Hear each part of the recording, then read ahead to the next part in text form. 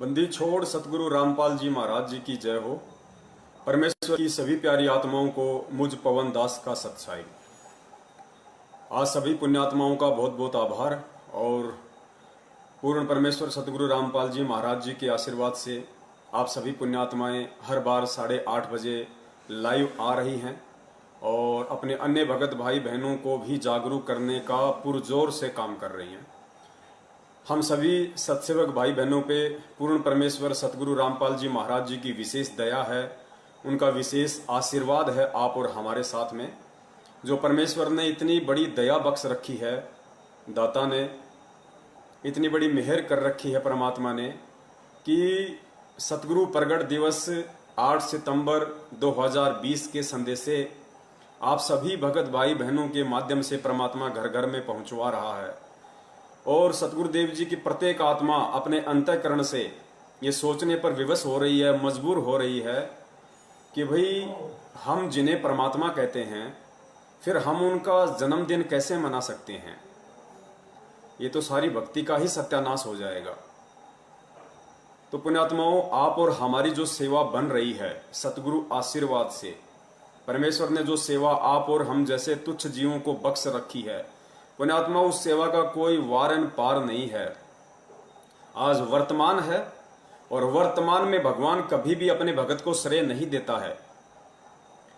भगत के शरीर छोड़ने के बाद परमात्मा एक महिमा के रूप में फिर आने वाली पीढ़ियों के सामने उन भक्तों की महिमा का एक उदाहरण पेश करता है और आगे आने वाली पीढ़ियां उन भक्तों के जो सुक्रम थे उनको आधार बना के उनसे शिक्षा लेते हुए फिर आगे अपने भक्ति मार्ग को प्रशस्त करती हैं, सावधान रहती हैं। जिस प्रकार 650 साल पहले परमेश्वर कबीर साहिब जी काशी में प्रकट हुए थे, उस समय परमेश्वर ने कितने उदाहरण पेश किए। अर्जुन सर्जुन का उदाहरण पेश किया, उसके बाद परमेश्वर ने मीराबाई जी का भी उदाहरण पेश किया, गणिका माई का उदाहरण पेश किया, परमेश्वर ने सिकंदर लोधी जी का उदाहरण पेश किया, रविदास जी का उदाहरण पेश किया। परमेश्वर ने उस समय उन आत्माओं की जो महिमा थी, उन आत्माओं के माध्यम से परमेश्वर ने जो काम करवाए या स्वयं उन आत्माओं का रूप धारण करके परमेश्वर ने जो जो सुक्रम भक्ति मार्ग में किए, पुण्यात्माओं उस समय तो उन आत्माओं को भनक भी नहीं थी कि हम क्या कर रहे हैं।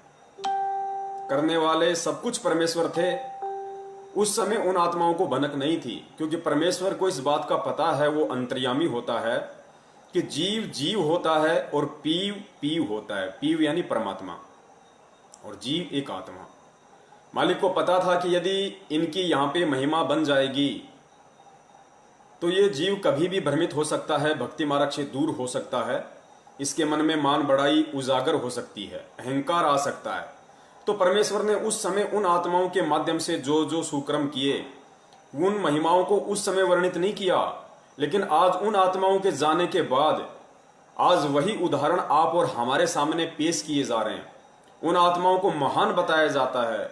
सतगुरुदेव जी कहते हैं कि नानक जी जैसी पुण्य आत्माएं, धर्मदास जी जैसी पुण्य आत्माएं, रविदास जी जैसी पुण्य आत्माएं, पुण्यात्माओं आज उन आत्माओं को एक उदाहरण के रूप में परमेश्वर आप और हमारे सामने पेश कर रहे हैं। ठीक इसी प्रकार, ठीक इसी पैटर्न पे, इस भक्ति मार्ग और विधान के अनुसार सतगुरुदेव जी ने जो हमें अपने अनमोल सत्संगों में जो बताया, जो समझाया, उस आधार से पुण्यात्माओं आज जो काल भगवान के साथ में परमेश्वर के यंत्र सत्सेवकों की ज्ञान आधार से जो लड़ाई चल रही है और जो उदाहरण बन रहे हैं वर्तमान में कि परमेश्वर के बच्चे कितनी शालीनता से, कितने धैर्य के साथ में और किस तरह परमेश्वर के ज्ञान को आधार बनाते हुए विवेक के साथ में इस भक्ति मार्ग पे चल रहे हैं।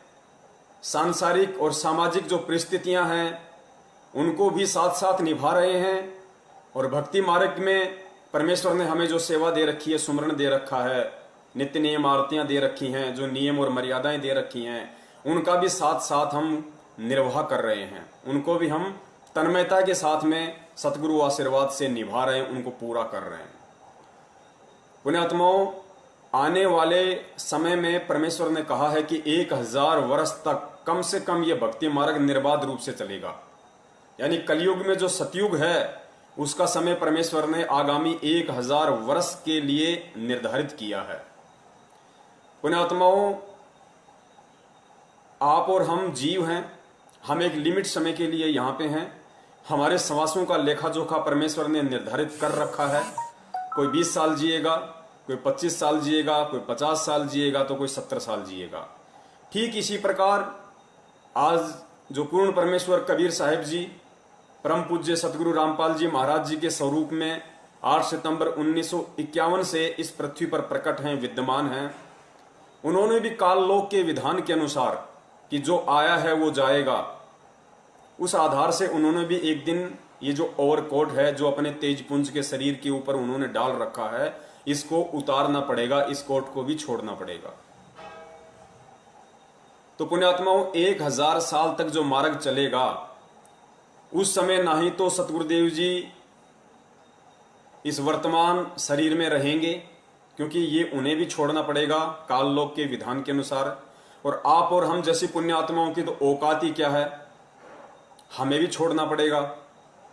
तो पुण्यात्माओं, आगामी जो आत्माएं हैं जो 1000 वर्ष तक बिना सतगुरुदेव जी की, बिना अपने गुरु की उपस्थिति के जो भक्ति करेंगी, पुण्यात्माओं, उन आत्माओं के लिए क्या आधार रहेगा? वो आत्माएं किस चीज को आधार बना के भक्ति करेंगी, कैसे वो दृढ़ होंगी इस भक्ति मार्ग पे?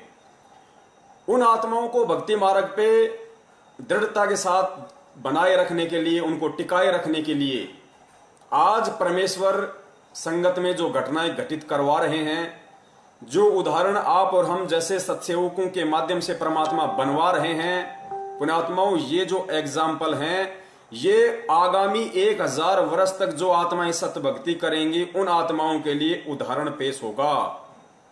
तो पुण्यात्माओं, हाथ जोड़ के निवेदन है, हम सेवक हैं, और जब हमें इतना परमेश्वर ने तत्व ज्ञान दिया है, हमें इतनी सद्बुद्धि बख्शी, हमें इतनी दिव्य दृष्टि परमात्मा ने बख्शी है इन चीजों को समझने की, तो पुण्यात्माओं, वर्तमान में हमें जो एक्टिंग मिली हुई है, हमें जो रोल मिला हुआ है, हम उसको तन्मयता के साथ में निभाएं, बिल्कुल धैर्य और विवेक के साथ में हम चलें इस भक्ति मार्ग पे। आज यदि हमने जरा सी भी त्रुटि कर डाली तो आने वाली आत्माएं, उनके ऊपर क्या असर पड़ेगा, वो हमारे विषय में क्या सोचेंगी, ये सर्वविदित है। जिस प्रकार आज हम बात बात पर ये बोल देते हैं कि 650 साल पहले उन 64 लाख ने ज्ञान आधार नहीं बनाया, उन 64 लाख भक्तों ने कबीर साहिब को परमात्मा नहीं माना, उन्होंने परमात्मा को जन्म लिया हुआ मान लिया, उनको नीरू नीमा का बेटा मान लिया, जबकि हम ये विचार नहीं करते कि 650 साल पहले वो आत्माएं आप और हम स्वयं ही थी। तो पुण्यात्माओं, आज जैसे हम 650 साल पहले वाली आत्माओं को दोष दे देते हैं, हम उनको निम्न कैटेगरी में शामिल कर देते हैं कि उन्होंने ऐसी गलती कैसे कर दी। अरे परमात्मा ने 120 साल तक इतना ज्ञान समझाया, अरे उस परमात्मा ने तो लीला की थी, रविदास जी से हाथी किराए पे मंगवाया था, अपनी बेटी गणिका से कहा था कि बेटी तू कल सज धज के आना, बोलो जी पिताजी जैसी आपकी आज्ञा।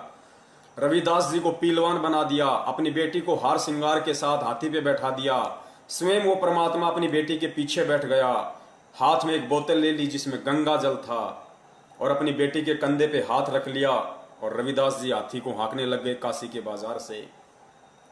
आज हम कह रहे हैं कि उस समय कैसे बुद्धि नहीं आई, इतना ज्ञान लेने के बाद कैसे उन लोगों ने विचार नहीं किया कि वो परमेश्वर जिसने 120 साल तक इतना ज्ञान दिया, हमने कैसे ये सोच लिया कि वो परमात्मा शराब पिएगा, वो परमात्मा एक वैश्या के साथ में इस तरीके से व्यवहार करेगा। पुण्यात्माओं, वो और कोई नहीं थे, वो आप और हम ही थे।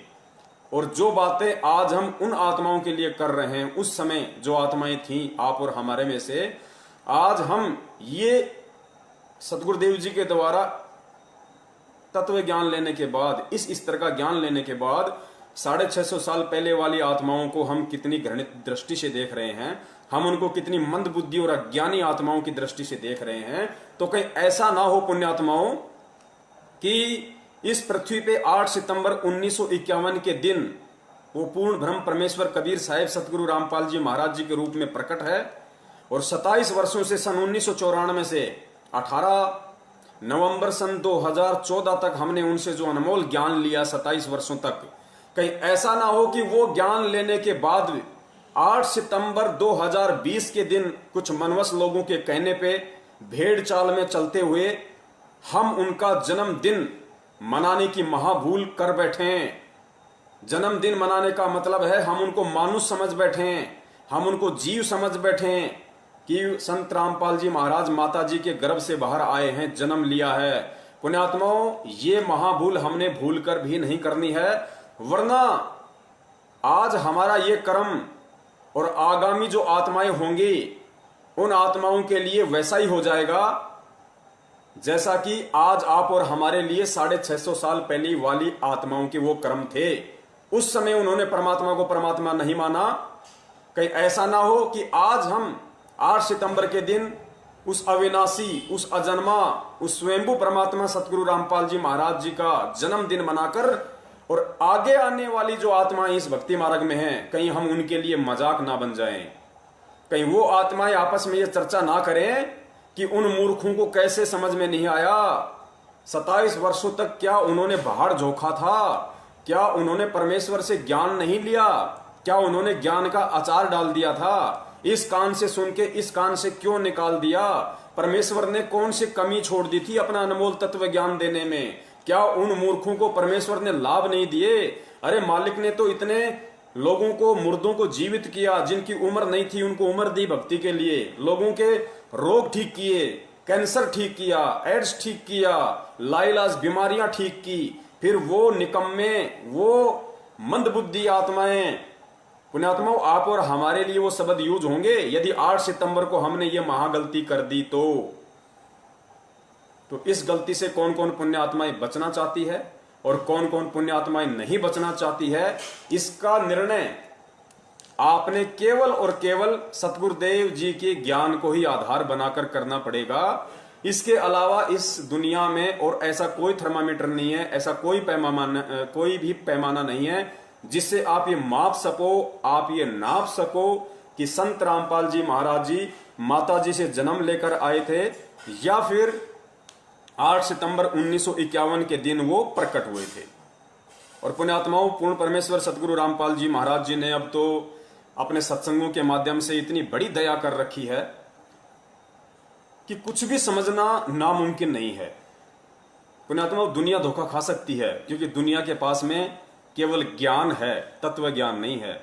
और हम भक्तों को परमेश्वर ने वो अनमोल तत्व ज्ञान दिया है, वो टॉर्च दी है जिससे हम गहरे से गहरे अंधेरे में भी देख सकते हैं। उस तार्किक शक्ति से, इस तत्व ज्ञान आधारित दिव्य दृष्टि से परमेश्वर ने जो दूरदृष्टि हमें दी है, इस ज्ञान आधार से हमें जो आगे का दिखाई दे रहा है। दुनिया को नहीं पता, दुनिया तो मजाक मानती है, कोई नरक नहीं, कोई गधा नहीं बनता, कोई सुअर नहीं बनता। लेकिन आप और हम जिन्होंने परमेश्वर के ज्ञान को आधार बनाया है, आज वो डर रहे हैं, आज वो डरने लग गए कि यदि भक्ति नहीं करी, उल्टे कर्म किए तो परमेश्वर ने कितने उदाहरण पेश किए हैं, कितने उदाहरण पेश किए। जैन धर्म के प्रवर्तक ऋषभदेव के पुत्र महावीर जैन का इतिहास परमेश्वर ने हमें पढ़ाया कि महावीर जैन की आत्मा कितनी बार गधा बनी, कितनी बार बिल्ली बनी, कितनी बार धोबी बना, कितनी बार घोड़ा बना, पुण्यात्माओं कितनी बार कुत्ता बना, पता नहीं 20 करोड़ बार बिल्ली, 10 करोड़ बार हाथी, 60,000 बार नपुंसक के जीवन, कितने लाख वर्ष धोबी, कितने कितने कष्ट उन्होंने सहे। क्यों? क्योंकि परमेश्वर ने तत्व ज्ञान हमें दे दिया। तो अब हमें यकीन हो गया कि वास्तव में जो हमारे सतगुरुदेव जी ने अपने मुखार अरविंद से वर्णन कर दिया वो परम सत्य है, उसमें मीन में की कोई गुंजाइश नहीं है। और सत्संगों में तो परमेश्वर ने अपने परमेश्वर होने के इतने उदाहरण पेश कर दिए, ज्ञानी आत्मा को समझने में तनिक भी देर नहीं करनी चाहिए। ऐसा ही एक छोटा सा और सत्संग है परमेश्वर का, वो आप जी सुनिए और मालिक दया करेंगे, बड़ी आसानी से समझ में आएगा। देखो, परमेश्वर पूर्ण संत केवल इशारा करेगा, संकेत करेगा और संकेतों से ही फिर हमने इस चीज को समझना पड़ेगा। तो परमेश्वर दया करें, एक छोटा सा वीडियो क्लिप है मालिक का, परमेश्वर क्या बताना चाह रहा है। परमात्मा ने ये बात कही उस समय जब वो स्वयं आए हुए थे, तो वो अपने से अतिरिक्त बोलते हैं। तो आज दास कह रहा है कि इस दास के अतिरिक्त पूरे विश्व में किसी के पास भी आध्यात्मिक यथार्थ मार्ग नहीं है, पूर्ण मोक्ष मार्ग नहीं है, शास्त्र अनुकूल साधना किसी के पास भी नहीं है। दोबारा सुनना पुण्यात्मा, या चाहे कड़वी लागे चाहे मीठी, बात सच्ची है। अभिमान नहीं, परमेश्वर अपने तत्व ज्ञान समझ अतिरिक्त ही बोलते हैं। सुनना, परमात्मा ने ये बात कही उस समय जब वो स्वयं आए हुए थे, तो अपने से अतिरिक्त बोलते हैं, अपने से अतिरिक्त। तो आज दास कह रहा है कि इस दास के अतिरिक्त पूरे विश्व में किसी के पास भी आध्यात्मिक यथार्थ मार्ग नहीं है। पुण्यात्माओं, पूर्ण परमेश्वर सतगुरु रामपाल जी महाराज जी ने ये जो 20 सेकंड का छोटा सा जो वीडियो आप और हमारे सामने प्रस्तुत किया है, पेश किया है, इसमें कितना बड़ा रहस्य छुपा है। परमेश्वर ने साबित कर दिया कि मैं ही कबीर हूं, मैं ही परमेश्वर हूं। इन्होंने क्या कहा कि परमेश्वर जब भी आते हैं वो अपने से अतिरिक्त ही बोलते हैं। परमेश्वर जब भी आते हैं अपने से अतिरिक्त ही बोलते हैं। और तुरंत सतगुरु रामपाल जी महाराज जी ने क्या बोल दिया कि आज इस दास के अतिरिक्त पूरे विश्व में कोई संत नहीं है जिसके पास मोक्ष मार्ग हो। यानी पहले तो सतगुरु रामपाल जी महाराज जी ने परमेश्वर की जो लक्षण है वो बता दिए कि वो केवल अपने अतिरिक्त ही बोलता है, और तुरंत फिर स्वयं भी बोल दिया कि मुझ दास के अतिरिक्त पूरे विश्व में, अर्थात यदि परमेश्वर अपने से अतिरिक्त बोलते हैं तो आज वर्तमान में अपने से अतिरिक्त ये विश्व को संदेश देने वाले कि मेरे अतिरिक्त, इस दास के अतिरिक्त, इस रामपाल दास के अतिरिक्त पूरे विश्व में कोई संत नहीं है जिसके पास पूर्ण आध्यात्मिक मार्ग हो। एक बार दोबारा से सुन लो पुण्यात्माओं, यही संकेत होते हैं परम संत के, यही वो तत्व ज्ञान है जिसका हमें निष्कर्ष निकालना है। एक बार पुनः सुन लीजिए, शायद परमेश्वर दया कर दें। परमात्मा ने ये बात कही उस समय जब वो स्वयं आए हुए थे, तो अपने से अतिरिक्त बोलते हैं। तो आज दास कह रहा है कि इस दास के अतिरिक्त पूरे विश्व में किसी के पास भी आध्यात्मिक यथार्थ मार्ग नहीं है, पूर्ण मोक्ष मार्ग नहीं है, शास्त्र अनुकूल साधना किसी के पास भी नहीं है। पुण्यात्माओं, शब्द सैन सतगुरु की पछाणी पाया अटल सुहाग रे, यही वो संकेत है, यही वो इशारे होते हैं पूर्ण संत के सत्संगों के बीच बीच में, जो हम आत्माओं ने उनके ज्ञान को आधार बना के पकड़ना पड़ता है, समझना पड़ता है। सद्बुद्धि भी परमेश्वर ही देता है, लेकिन परमेश्वर सद्बुद्धि देगा कब? जब हम उसको परमेश्वर मानेंगे। यदि हम उनको खाली रामपाल मानेंगे, कोई संत मानेंगे, एक साधारण सा गुरु मानेंगे, तो वो सद्बुद्धि, वो परमेश्वर बख्शिश नहीं करेगा जिसकी हमें अति आवश्यकता है। क्योंकि भक्ति मार्ग में गुरुदेव ने बताया कि बिना विश्वास के, यदि आपको भक्ति मार्ग में विश्वास नहीं है, क्योंकि भक्ति मार्ग का आधार क्या है? भक्ति मार्ग का आधार सर्वप्रथम शास्त्र होता है, और शास्त्र से जब यह साबित हो जाता है कि पूर्ण संत कौन है, और यदि आप उस पूर्ण संत की शरण में आ जाते हो, तो उसके बाद भक्ति मार्ग का आधार वो शास्त्र ना होकर वो परम संत हो जाता है। आपका गुरु ही आपका आधार हो जाता है।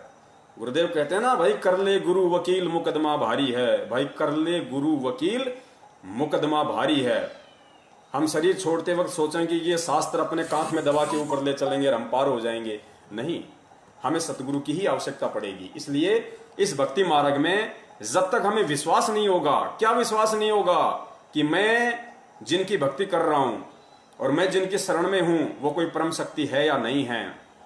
एक छोटी सी ऑडियो क्लिप, क्योंकि ये थोड़ी भूमिका बन रही है पुण्यात्माओं, आगे परमेश्वर आज जो खुलासा करवाएंगे, क्योंकि बहुत सारे भगत भाइयों की काफी शंकाओं का तो परमेश्वर ने वीडियो बनवा के 2-4 दिन से काफी तो निवारण हो गया है उनकी शंकाओं का, लेकिन कुछ एक भगत भाइयों की ये शंका रह गई कि भाई बाकी बात तो ठीक है, हमारे समझ में आ गई कि संत रामपाल जी महाराज जी अकेले वो संत हैं जिन्होंने दुनिया में ये अनमोल तत्व ज्ञान दिया है। शास्त्रों को खोल खोल कर खुले में टीवी चैनलों पे यदि किसी ने दिखाया है तो केवल हमारे पूज्य गुरुदेव सतगुरु रामपाल जी महाराज जी हैं। लेकिन हमारे शंका इतनी सी है कि भाई कबीर साहिब जी ने कभी शादी नहीं की, कबीर साहिब जी के कभी बच्चे पैदा नहीं हुए, तो समझ में हमारे ये नहीं आ रहा कि यदि 8 सितंबर 1951 से यदि वो प्रकट हैं, संत रामपाल जी महाराज जी के स्वरूप, उनके शरीर को काम में लेते हुए यदि साक्षात वो कबीर परमेश्वर ही उनके स्वरूप है, उस रूप में है, तो शादी क्यों की? अंजू मंजू वीरेंद्र और मनोज को पैदा क्यों किया? अनारो माई के पति क्यों कहलाए? परमेश्वर के तो ये कर्म नहीं होते कि वो शादी करता है, वो बच्चे पैदा करे। अब इस बात को तो हम झुठला भी नहीं सकते, क्योंकि उनके 4-4 बच्चे भी हैं, उन्होंने शादी भी की है। तो पुण्यात्माओं, आज का ये महत्वपूर्ण विषय होगा और ससबूत परमेश्वर इसको साबित करवा देंगे, आज ही करवा देंगे। हमारा एक भाई था पहले, अब तो वो गुरुद्रोही हो गया। देखो पुण्यात्माओं, आत्मा सब परमात्मा की है, चाहे गुरुद्रोही की हो या चाहे वर्तमान भगत की हो। राग द्वेष हमें ना गुरुद्रोही से करना है, ना हमें किसी जगत वाले से करना है, ना हमें किसी वर्तमान से करना है। तो परमेश्वर ने सिखाया ही नहीं। गुरुद्रोही अपना कर्म भोगेगा, भगत अपना सुक्रम पाएगा। ठीक है, हमें जो मर्यादा जो परमात्मा ने बताई है, गुरुद्रोही से जो बचने के तरीके परमेश्वर ने बताए हैं, हमें उनको अवश्य फॉलो करना है। बाकी राग द्वेष हमें किसी से नहीं करना। तो हमारा जो संजय भाई था वो अभी गुरुद्रोही हो चुका है, पूर्ण रूप से गुरुद्रोही हो चुका है। स्वयं वो जगत गुरु की उपाधि ले चुका है, पूर्ण गुरु की उपाधि ले चुका है, तत्वदर्शी संत की उपाधि ले चुका है वो। और उसी के जैसी कुछ माड़े संस्कार वाली जो आत्माएं हैं वो उसके पीछे लगी हुई हैं, उसको दंडवत प्रणाम कर रही हैं, उसके लिए 56 भोग लगा रही हैं। वो स्वयं 56 भोग लगाता है, बाकी उसका जो झूठा है वो अन्य भगत खा रहे हैं वहां पे हिमाचल में। तो वो भाई कहा करता था कि परमेश्वर साबित करवा देंगे, परमेश्वर साबित करवा देंगे। इसलिए दास कह रहा है कि ये पवन दास परमात्मा का कुत्ता ये नहीं कहेगा कि परमात्मा साबित करवा देंगे, परमात्मा साबित करवा देंगे। नहीं, परमेश्वर आज इसी वीडियो में साबित करवा देंगे, दास ये कह रहा है। तो भक्ति में विश्वास और कितना जरूरी है परमेश्वर पे। गुरुजी ने कितनी बार सत्संगों में जिक्र किया, बार बार किया कि बिना विश्वास के भक्ति निष्फल है। और एक छोटी सी ऑडियो क्लिप परमेश्वर की आप और सुन लीजिए, उसके बाद भूमिका जबरदस्त बन जाएगी। क्योंकि पुण्यात्माओं, जब तक यदि कोई मकान बनाना चाहता है, कोई बिल्डिंग खड़ी करना चाहता है, तो गुरुदेव ने बताया कि फाउंडेशन बहुत स्ट्रांग होना चाहिए, मजबूत होना चाहिए, नींव मजबूत होनी चाहिए। नींव जितनी मजबूत होगी, बिल्डिंग चाहे उसके ऊपर उतनी ही ऊंची खड़ी कर लो, जरा सा भी दिक्कत नहीं आएगी। तो हमें थोड़ी भूमिका बनानी पड़ेगी पहले, उसके बाद फिर हम आज जो खुलासे होंगे जो परमेश्वर की दया से, उसके बाद हमें पक्का यकीन हो जाएगा कि वास्तव में यही लीला है परमेश्वर की। इसी लीला में तरीके से हम जिन्हें सतगुरुदेव जी, संत रामपाल जी महाराज जी यानी पूर्ण ब्रह्म कबीर साहिब जी का बेटा बेटी कहते हैं, अंजू मंजू मरन मनोज वीरेंद्र, भाई ये संत रामपाल जी महाराज जी के बेटा बेटी नहीं, ये तो लीला कुछ और है जो परमेश्वर आगे साबित करवाएंगे। तो ये छोटी सी ऑडियो क्लिप हम और सुने परमेश्वर के मुख कमल से कि भक्ति मार्ग में विश्वास की क्या महत्वता है। अब उधर से परमात्मा उसी दिन रात्रि में सत्संग कर रहे थे 7-8 बजे से, और सर्दियों का मौसम था। अब कुछ भक्त सामने आसपास बैठे थे। एकदम परमात्मा ने क्या किया, ऐसे मुंह पर करनो हाथ फेर कर ऐसे झटका दिया। आसपास के बैठे भक्तां के छिट्टे, पास के बैठे भक्तां के छिट्टे लगे। उन्होंने सोचा भाई पसीने कैसे आगे सर्दी में, गुरुजी आपके पसीने आगे? तो प्रभु बोले ना भाई पसीने को नहीं आए। और क्या था, ये पानी कहाँ से आ गया? कि मेरे भगत का जहाज डूबा था, दामोदर सेठ नहीं था भी नाम लेकर गया था, कहा जी हाँ जी, उसका जहाज डूबा था भाई, अब वो उसने बचा कर आया हुआ है। अब वो भगत सोच रहे थे अब भाई, अब क्योंकि हम भक्ति अवश्य करते हैं लेकिन विश्वास दृढ़ नहीं होता। और परमात्मा कहते हैं कहाँ हो तो हरि नाम से जब मन में नहीं विश्वास, बिना विश्वास के जो भक्ति करते हैं वो सफल नहीं होते हैं। तो वो कच्चे से थे और मन में उनका न्यू थी, ऐसे ही शब्द गा रहे थे, ज्ञान सुना रहे थे, पसीने आगे होंगे, हमारे सामने बैठे और वहां कैसे समुद्र में जहाज में बचा के आए हैं। वो तो बात कही आई। परमेश्वर कह रहे हैं कि क्या होत हरि नाम बिना, क्या होत हरि नाम से जो मन में ना विश्वास। यानी यदि आपने अपने सतगुरुदेव जी से नाम दीक्षा भी ले ली, क्या होत हरि नाम बिन, गुरु नाम नहीं कहा, हरि नाम। हरि कौन? हमारे पूज्य परमेश्वर। तो क्या होत हरि नाम से जो मन में ना विश्वास। परमेश्वर कहते हैं यदि तुम्हें इतना भी विश्वास नहीं है कि मैं जिसकी भक्ति कर रहा हूं, जिसने मुझे नाम दीक्षा दी है, वो कौन है? वो खाली एक संत है या सारी सृष्टि का रचनहार है? जब तक तुम्हें इतना भी विश्वास नहीं होगा तो उस नाम का कोई यूज नहीं है, चाहे रात दिन उसके रट्टे लगाते रहना।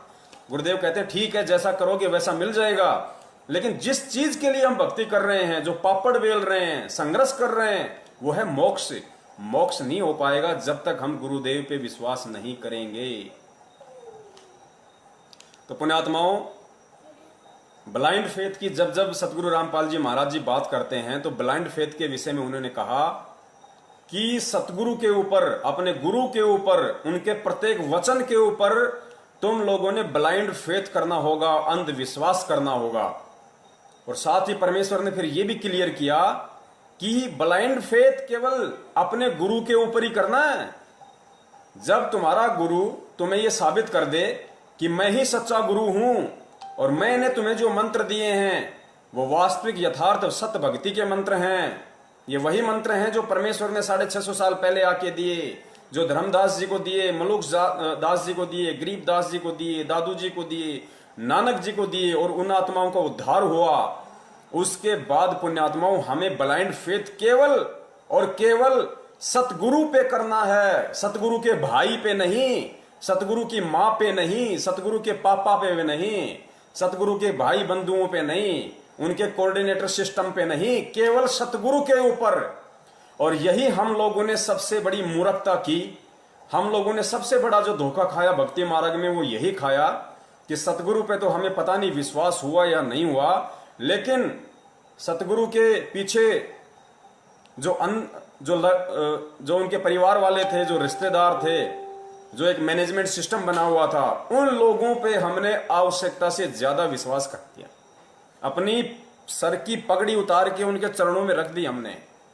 वो ब्लाइंड फेथ हमारा गलत था, हमारा रॉन्ग था। हमें गुरुदेव ने केवल परमेश्वर पे विश्वास करना सिखाया, अपने ऊपर विश्वास करना सिखाया कि अपने गुरु पे ब्लाइंड फेथ करो, गुरु के परिवार पे नहीं। लेकिन हमने गुरु पे कम और परिवार पे ज्यादा विश्वास किया। आज दुर्गतियां हो रही है संगत में, दुर्गतियां, बेमौत मर रहे हैं सारनामी लोग, सतनामी लोग, प्रथम नाम बेमौत मर रहे हैं। इसका मतलब ये नहीं कि यदि आपको नहीं मालूम पड़ रहा तो संगत में दुर्गति नहीं हो रही। संगत में दुर्गतियां हो रही हैं। जिन्होंने परमेश्वर को परमेश्वर नहीं माना, जिन्होंने सतलोक आश्रम मैनेजमेंट हरियाणा के कहने पर राजनीतियां की हैं, आरक्षण बाजियां की हैं, भगत समाज को प्रेरित करके उनका खून निकलवाया है, वो खून फिर प्राइवेट संस्थाओं को ऊंचे पैसों में बेचा गया है, व्यापार किया गया उनके खून का, गुरु की आड़ में, रक्तदान की आड़ में, और फिर सार नाम की आड़ में कितने भक्तों को मूर्ख बनाया गया कि कितने भगत उनके चक्कर में आके परमेश्वर से दूर हुए हैं। तो पुण्यात्मा, ब्लाइंड फेथ हमें केवल परमेश्वर पे करना है। और यही महागलती 8 सितंबर 2020 को हजारों की संख्या में लोग करने जा रहे हैं, हजारों की संख्या में। और परमेश्वर बार बार अपने सत्सेवक बच्चों को निमित्त बना रहे हैं कि वो गलतियां करने से मेरे बच्चे बचें। तो पुण्यात्माओं, अब हम आगे बढ़ते हैं। एक छोटा सा वीडियो परम पूज्य सतगुरु रामपाल जी महाराज जी का, उनके मुखारविंद से एक अनमोल वचन। ये वीडियो आप सुनोगे पुण्यात्माओं, आपकी आत्मा गदगद हो जाएगी कि परमेश्वर ने स्पष्ट संकेत दे दिया, खुलकर संकेत दे दिया। इस वीडियो में आप ये ना समझना कि इससे पहले कबीर साहिब जी का प्रकरण चल रहा था और उस आधार से परमात्मा अपने ऊपर लेके कह रहे हैं। नहीं, इस वीडियो में परमेश्वर ने अपने आप को जनाते हुए कि मैं ही कबीर हूं, मैं ही परमात्मा हूं, स्पष्ट रूप से वो नहीं बोल पा रहे अपने विधान के अनुसार, काल भगवान को दिए गए वचन के अनुसार, लेकिन पुण्यात्माओं उन्होंने स्पष्ट बोलने में कोई कमी भी नहीं छोड़ी इस छोटे से वीडियो में, 1.5 मिनट के वीडियो में। और परमेश्वर की जो आत्माएं होंगी वो तुरंत पकड़ जाएंगी इस बात को कि सतगुरु रामपाल जी महाराज जी के रूप में हमारे सामने कौन प्रकट है, कौन उपस्थित है। और 8 सितंबर को हम उनका जन्मदिन मनाकर कितनी बड़ी महाभूल अपने जीवन की करने जा रहे हैं। सुनिए परमेश्वर के मुखारविंद से, एक एक शब्द को ध्यान से सुनना पुण्यात्मा, वो एक एक शब्द को। ये काल का लोक है। और यहाँ क्या हाल है प्राणी का, एक रोटी के लिए सारा जीवन भटका मर जाता है और पूरा नहीं पटता इसका, और उसके साथ साथ फिर 36 टेंशन और ला रखी इसने। तो ये इतना दुखी क्यों कर रहा है आपको? ये इसलिए कर रहा है कि तुम मेरे बच्चे हो, और इसने वहां गलती करी थी और साथ करी थी तुमने। अब आप मुझे बुरे नहीं लगते? जैसे सेब विक्रेता एक सेब बेचनिया सेब रखा टोकरी में, और उसमें 1 2 4 सेब अगर खराब हो जाती है तो उसका कितना दिल दुख है, कितनी कीमती है। लेकिन उन सेबों को, उन ठीक से खराब सेबों को स्वस्थ सेबों में नहीं रख सकता, उसकी मजबूरी है कि वो भी खराब हो जाएंगी। तो तुम खराब सेब होगी थी और तुमको वहां से निकालना मेरी मजबूरी थी ना, तुम औरा न भी बिगाड़ो, इसलिए तुम्हें फेंकना पड़ा कुर्डियों पे। या कुर्डी है, यहाँ सड़ रहे हो।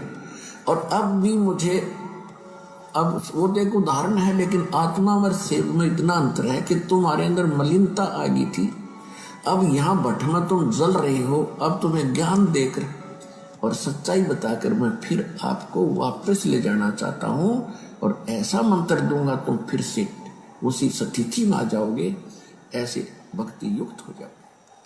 पुण्यात्माओं, परम पूज्य परमेश्वर सतगुरु रामपाल जी महाराज जी ने इस छोटे से वीडियो में 3 पॉइंट बोल के सीधे सीधे अपने ऊपर लेकर ये स्पष्ट कर दिया, ये साबित कर दिया कि मैं ही कबीर हूं। शुरुआत में परमेश्वर ने कहा कि तुम मेरे बच्चे हो, जबकि परमेश्वर तो एक आम भगत की भूमिका भी कर रहे हैं, संत की भूमिका भी कर रहे हैं। कई बार सत्संगों में परमेश्वर कहते हैं कि हम सब काल के लोक में आ गए, हम सब इसके ऊपर आसक्त हो गए, हम सब भ्रमित हो गए। और आज स्पष्ट कर रहे हैं कि तुम मेरे बच्चे हो, अपने तरफ इशारा करके। फिर कहते हैं, फिर दूसरा परमेश्वर ने बताया कि सतलोक से तुम्हें निकालना मेरी मजबूरी हो गई।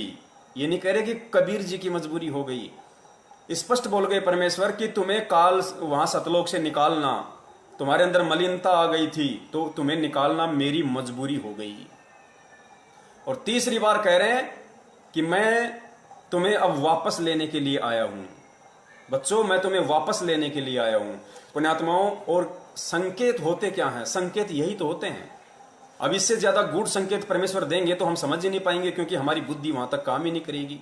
पुण्यात्माओं, हम जीव हैं, जीव, चाहे यहां कोई राष्ट्रपति हो, चाहे प्रधानमंत्री हो, और जीव की सोच, जीव की मेमोरी केवल कुछ MB की है, 1 या 2 MB बड़ी मुश्किल से।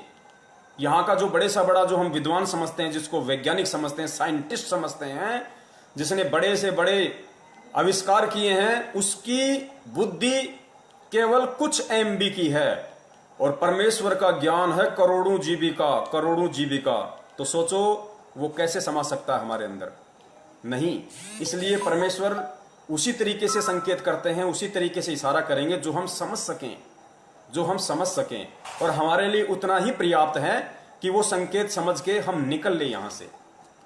तो विषय हमारा सतगुरु प्रकट दिवस को लेकर है, और 2 दिन तक और परमेश्वर दास को लाइव लेके आएंगे छोटे छोटे मुद्दों पे, ताकि परमेश्वर की आत्माओं तक संदेशा ज्यादा से ज्यादा जाए।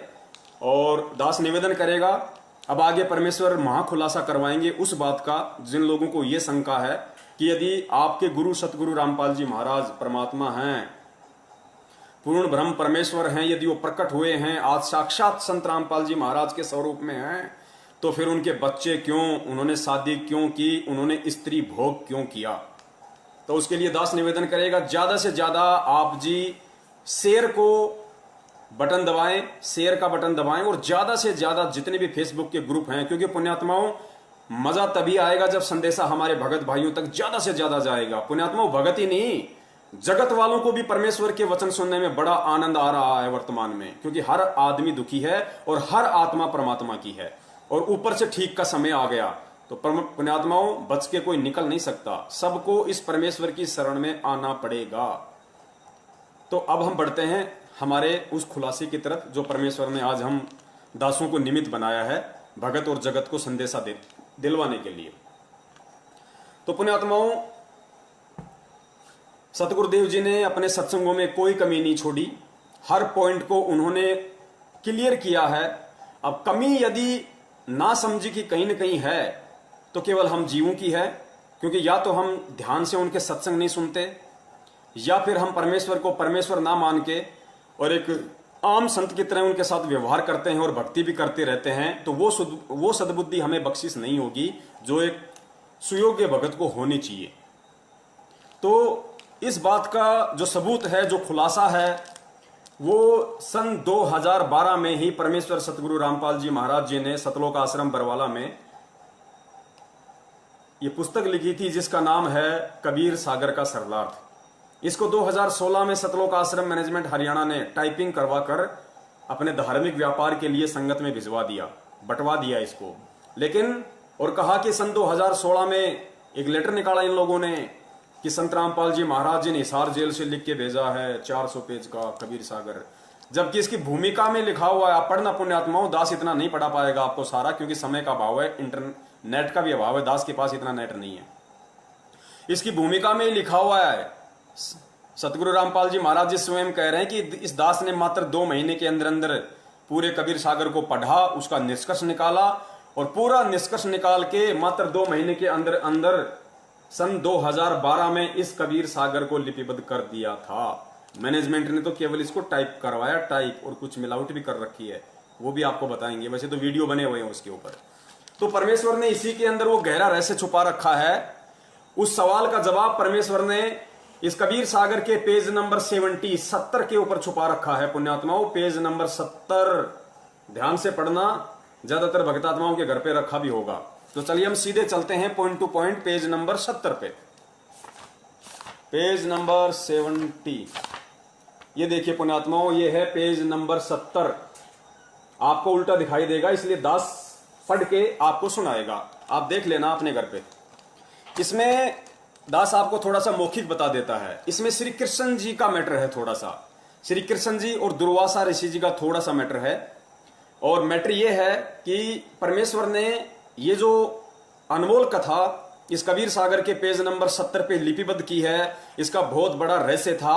और पुण्यात्मा, जब तक ठीक का समय नहीं आएगा, जब तक किसी भी चीज को बताने का, किसी भी चीज को वायरल करने का ठीक का समय नहीं आएगा, तब तक ना ही तो उस चीज को परमेश्वर बताता है और ना ही उस चीज को बताने के लिए और उस चीज को समझने के लिए अपने किसी भगत को सद्बुद्धि देता है। जब ठीक का समय आएगा तो परमात्मा भैसाराम से भी वेद मंत्र बुलवा देगा, वो इतना समर्थ है। तो दास की और मेरे जितने भी सत्सेवक भाई बहन हैं, उनकी कोई औकात नहीं है कि हम आप लोगों को इस वक्त ये संदेश दे सकें। हमारी स्थिति तो उस गधे की जैसी है जिसके विषय में कहा जाता है कि अल्लाह मेहरबान तो गधा पहलवान। तो हमारे ऊपर तो हमारे पूर्ण ब्रह्म परमेश्वर, वो अल्लाह, वो सतगुरु रामपाल जी महाराज जी मेहर है, उनकी मेहर है, वो मेहरबान है, जो हम जैसे गधों को पहलवान बना के संगत में छोड़ रखा है और अपने भगत भाई बहनों तक संदेशे जा रहे हैं। तो इसमें जो प्रकरण है वो दुर्वासा ऋषि और श्री कृष्ण जी को लेकर है। दास थोड़ा सा मौखिक बता देता है, फिर आपको ये पढ़कर भी बता देगा ताकि आपको और अच्छे से समझ में आए। तो परमेश्वर ने इसमें लिखा है, चलो पहले दास आपको पढ़ के बता देता है पुण्यात्माओं। श्री कृष्ण जति और दुर्वासा निराहारी थे।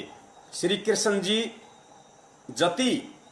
जति पुण्यात्माओं, इसी कबीर सागर के पेज नंबर 70 पे परमेश्वर ने 2 प्रकार के जति बताए।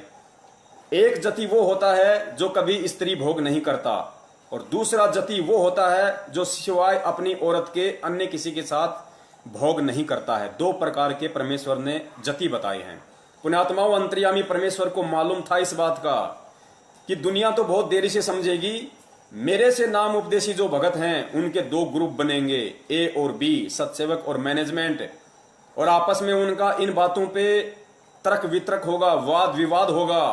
तो अंतर्यामी परमेश्वर ने 2012 में ही ये महत्वपूर्ण उदाहरण प्रस्तुत करके छोड़ दिया था कि जब ठीक का समय आएगा तो एक भाई दूसरे भाई को समझाने के लिए मेरे द्वारा लिपिबद्ध इस कहानी का उपयोग करेगा।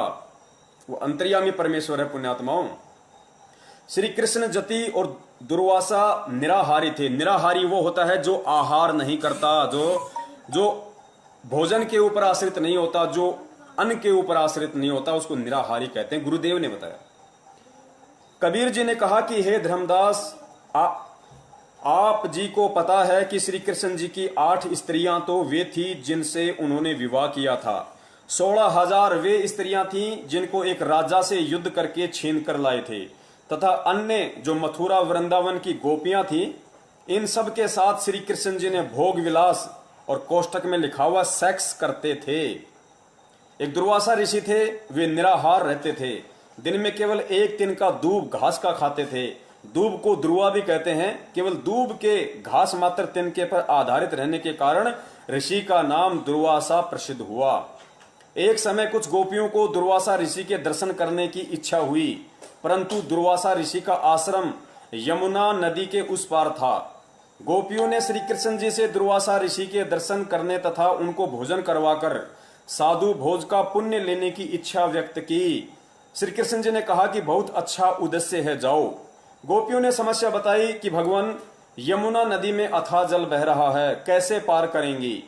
श्री कृष्ण जी ने कहा कि तुम जमुना नदी के किनारे खड़ी होकर यह शब्द कहना कि हे जमुना, पुण्यात्माओं ध्यान से सुनना, ये बहुत बड़ा प्रकरण है, बहुत बड़ा, परमेश्वर को परमेश्वर साबित करेगा ये प्रकरण, कि परमेश्वर के ना बच्चे हैं जिन्हें आप अंजू, मंजू, मनोज, वीरेंद्र, इन चारों को जिन्हें आप सतगुरु रामपाल जी महाराज जी का बेटा बेटी समझ रहे हैं, ये उनके बेटा बेटी नहीं है। ये किस आत्मा के बेटा बेटी हैं और किस विधि से, किस लीलामय तरीके से ये परमेश्वर से उत्पन्न हुए हैं, सर्जन हुए हैं, ये साबित होगा आज। श्री कृष्ण जी ने कहा कि तुम जमुना नदी के किनारे खड़ी होकर यह शब्द कहना कि हे जमुना दरिया, यदि श्री कृष्ण जति हैं, जति यानी जिन्होंने भोग विलास नहीं किया, यदि श्री कृष्ण जति हैं और हमारे साथ भोग विलास नहीं किया तो हमें रास्ता दे दो। जब वापस आओ तो जमुना के किनारे कहना कि हे जमुना दरिया, यदि दुर्वासा ऋषि पवन आहारी हैं तो हमें रास्ता दे दो। सैकड़ों गोपियां भोजन के थाल लेकर चली।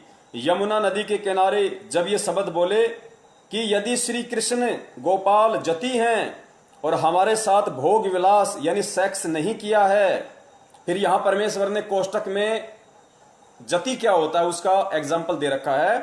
जति 2 प्रकार के होते हैं, एक तो जिसने कभी स्त्री भोग नहीं किया हो, पुण्यात्माओं ध्यान रखना, सतगुरुदेव जी के ऊपर यही जति वाला उदाहरण पेश होगा आगे। एक जति वो होता है जिसने कभी भी स्त्री भोग नहीं किया हो, दूसरा जिसने अपनी पत्नी के अतिरिक्त अन्य स्त्री से कभी मिलन नहीं किया हो। तो हमें रास्ता दे दो। उसी समय जमुना नदी का पानी घुटनों तक आ गया, इतना गहरा रह गया।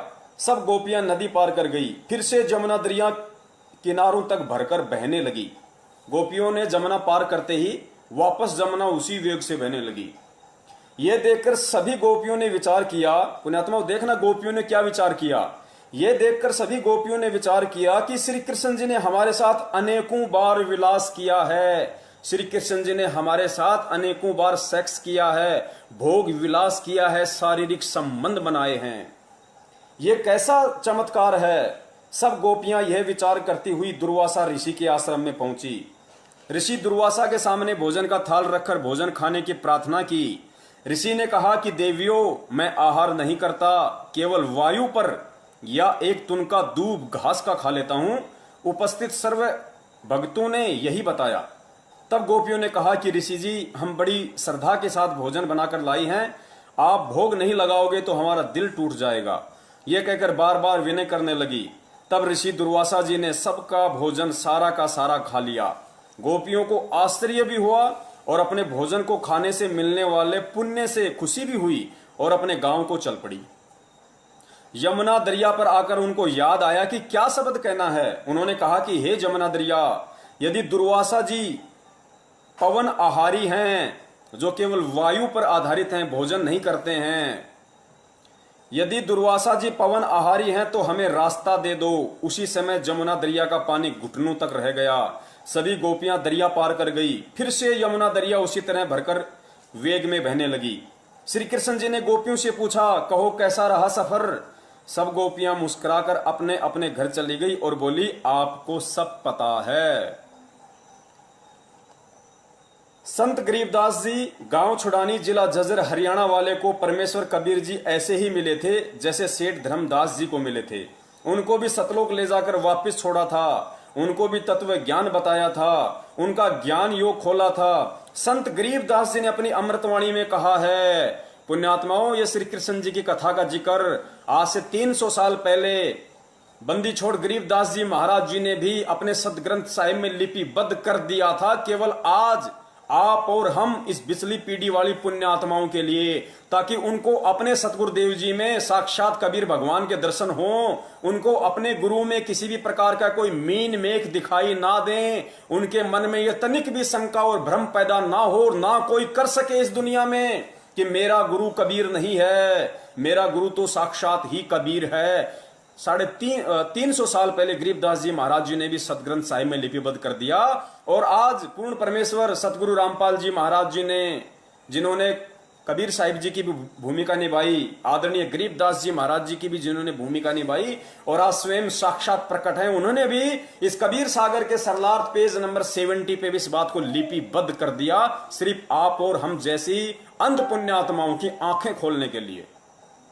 तो आदरणीय गरीबदास जी महाराज जी ने क्या लिखा है? गरीब कृष्ण गोपी का भोग कर, गरीबदास जी महाराज जी कह रहे हैं कि गरीब कृष्ण गोपी का भोग कर, श्री कृष्ण ने गोपिकाओं का भोग करके, उनके साथ भोग विलास करके, सेक्स करके भी, गरीब श्री कृष्ण गोपी का भोग कर फेर जति कहाया, जाकी गति पाई नहीं ऐसे त्रिभुवन राया। परमेश्वर ने साबित किया है कि श्री कृष्ण जी पुण्यात्माओं एक 3 लोक का एक विभागीय मंत्री भी नहीं कह सकते, क्योंकि जिस रूप में वो सर्जन थे वो श्री कृष्ण जी रूप में सर्जन थे। विभागीय मंत्री उनको श्री विष्णु रूप में कह सकते हैं। श्री कृष्ण जी जो श्री विष्णु जी के अंश अवतार थे, या काल भगवान के भी आप उनको अंश अवतार बोल सकते हैं, क्योंकि उन्हीं की प्रेरणा से ये सब काम होते हैं यहाँ पे काल लोक में। श्री कृष्ण जी ने गोपिकाओं के साथ, पुण्यात्माओं, वृंदावन की गोपिकाएं और उसके अतिरिक्त 16,000 वो औरतें जिनको वो एक राजा से युद्ध कर कर छीन कर लेके आए थे, उसके बाद भी परमेश्वर क्या कह रहे हैं कि गरीब श्री कृष्ण गोपी का भोग कर फेर जति कहाया। वो जति कहाए, जति जाकी गति पाई नहीं ऐसे त्रिभुवन राया। भावार्थ, श्री कृष्ण जी की रुचि स्त्री भोग करने की नहीं थी, यह कोई पूर्व संस्कार था, उनका निर्वाह किया था। श्री कृष्ण जी विद्वान थे, जानबूझकर विलास करना उनका उद्देश्य नहीं था। फिर आगे दुर्वासा ऋषि के विषय में लिखा परमेश्वर ने, ऋषि दुर्वासा तप करे, दुर्वा करे आहार, प्रेम भोज गोपियन का खाया तनिक लनाई वार। दुर्वासा पवन आहारी थे, सब भोजन खाया, श्रद्धालु की श्रद्धा पूर्ण कीनी, ताते भोग लगाया। पुण्यात्माओं, इस कथा से केवल हमें इतना ही सारांश लेना था। इस कथा से परमेश्वर ने यह साबित किया है कि श्री कृष्ण जी जो एक छोटी सी पावर थी, पुण्यात्माओं, परमेश्वर के तो पैर के नाखून के 1,00,000वें हिस्से के बराबर भी श्री कृष्ण जी नहीं है, और ना ही दुर्वासा ऋषि जी थे, क्योंकि ये सब भी उसी परमेश्वर से प्राप्त पावर से अपने सारे काम करते हैं। क्योंकि काल भगवान आप और हमारी भक्ति कमाई से टैक्स लेता है, गुरुदेव ने बताया, उस टैक्स से ही अपना सारा सिस्टम चला रहा है। इन आत्माओं से भक्ति करवा देता है ओम नाम की, इन आत्माओं से किसी जन्म में वो तप करवा देता है, उस तप के बदले फिर उनको इस तरह का जीवन दे देता है, इनकी महिमा बन जाती है। तो श्री कृष्ण जी जो एक छोटी सी पावर थी, पुण्यात्माओं, जब वो 16,000 औरतों के साथ में और वृंदावन की गोपियों के साथ में अनेकों बार भोग विलास करके भी जति कहला सकते हैं, तो फिर हमारे पूज्य परमेश्वर सतगुरु रामपाल जी महाराज जी तो स्वयं साक्षात पूर्ण ब्रह्म कबीर साहिब हैं, फिर वो जति क्यों नहीं कहला सकते? पुण्यात्माओं, श्री कृष्ण जी ने 16,000 औरतों के साथ भोग विलास किया था, गोपियों के साथ भोग विलास किया था, और उनके भोग विलास करने से उनके पुत्र भी उत्पन्न हुए, बेटे बेटियां भी उत्पन्न हुई, उन गोपियों को, उन 16,000 रानियों को पुत्र पुत्रों की भी प्राप्ति हुई। तो ये विचारणीय विषय है कि उन गोपियों की जो संतान थी, उनका बाप कौन कहलाया, उनका पिता कौन कहलाया, बिना भोग बिना सेक्स के वो बच्चे कैसे उत्पन्न हुए। उसके बाद भी आदरणीय गरीबदास जी महाराज जी ने उनको जति की संज्ञा दी है, सिर्फ और सिर्फ इसलिए कि इस कलयुग की बिचली पीढ़ी में जब भगत समाज के सामने ये सवाल खड़ा होगा, ये प्रश्न खड़ा होगा कि संत रामपाल जी महाराज जी ने तो शादी की है, स्त्री भोग किया है, उनके तो बच्चे हुए हैं, फिर वो परमात्मा कैसे हैं? तो उसका जवाब ये श्री कृष्ण जी की कथा है। जब उस पूर्ण परमेश्वर कबीर साहिब का एक अदना सा बच्चा श्री कृष्ण और 16,000 औरतों के साथ में भोग विलास करके जति कहला सकता है, तो पूर्ण परमेश्वर के पास में तो अनेकों तरीके हैं, अनेकों तरीके। पुण्यात्माओं, पूर्ण परमेश्वर कबीर साहिब अनंत कलाओं के भगवान हैं, अनंत कलाओं के भगवान। उन्हें भोग करने की क्या आवश्यकता पुण्यात्माओं? लेकिन लीलावश वो कुछ भी कर लेते हैं। असंभव परमेश्वर के लिए कुछ भी नहीं है पुण्यात्माओं। परमेश्वर तो परमेश्वर होता है, उनके तो ना कोई लिंग होता है, ना कोई योनि होती है। लेकिन 650 साल पहले जब परमेश्वर आए, शिशु रूप में प्रकट हुए, तो उनको भी पुरुष इंद्री थी। क्योंकि मुसलमान भाई जब उनकी खतनी करने के लिए गए, तो परमेश्वर ने एक की जगह 5-5 इंद्री दिखाई उनको, 5-5। तो भगवान के तो इंद्री होती ही नहीं, इंद्री तो जीव के होती है। फिर कबीर साहिब जी की इंद्री क्यों थी? तो पुण्यात्मा इसी लीला को हमें समझना है। हमें इसी उदाहरणों से, इन्हीं बातों से हमें सतगुरु रामपाल जी महाराज जी के ऊपर उन सब एग्जाम्पलों को केंद्रित करना है। गुरुदेव ने क्या कहा था? कल परमेश्वर ने जो वीडियो बनवाया था कि वो जो 9 पेज का जो लेटर आया था हिसार जेल से, भगत ए और भगत बी वाला, उसमें परमेश्वर ने यही तो बताया कि पुण्यात्माओं सारी लीलाएं 650 साल पहले वाली चल रही हैं।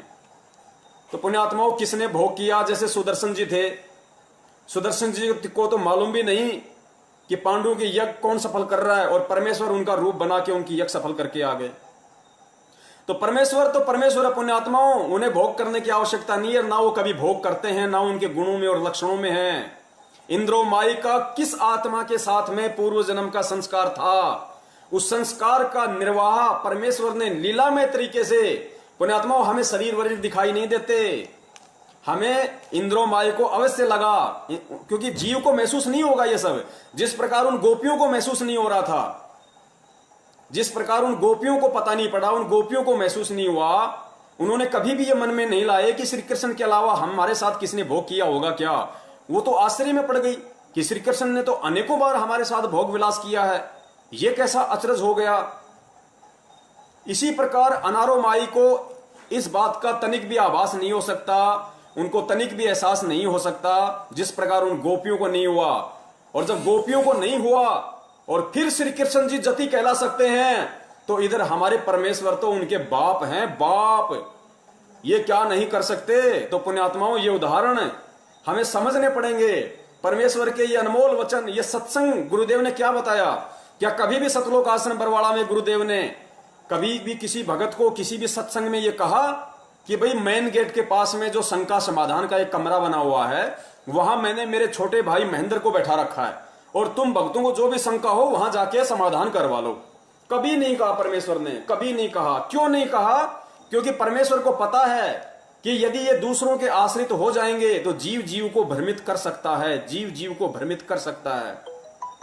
इसलिए परमेश्वर बार बार कहा करता थे कि पुण्यात्माओं यदि कोई चीज तुम्हारी समझ में नहीं आ रही है, क्योंकि तुम जीव हो, तुम्हारी बुद्धि अभी उस स्तर की नहीं है, उतना काम नहीं करेगी। इसलिए जब ये दास सत्संग करता है या तुम इस दास के सत्संग सुनते हो, और यदि तुम्हें कोई चीज समझ में नहीं आती है, तो मन में विक्षेप लेके मत आना, कोई शंका पैदा मत करना, तुम सत्संग ही सुनते रहना। एक ना एक दिन तुम्हारी शंका का निवारण किसी न किसी सत्संग में वो अंतर्यामी परमात्मा कर ही देगा। तो पुण्यात्माओं महेंद्र जी को तो सतलोक आश्रम बरवाड़ा में वो पद देना बहुत जरूरी था, क्योंकि वो सतगुरु देव जी का सांसारिक रूप में छोटा भाई था, बराबर की टक्कर थी भाई।